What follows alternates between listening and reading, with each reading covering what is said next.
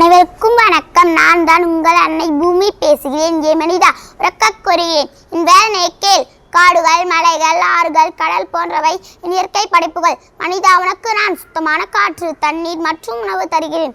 ஆனால் மனிதனை உண்ணாழ்ந்து நிலம், நீர், காற்று என அனைத்தும் மாசடைந்து வருகிறது.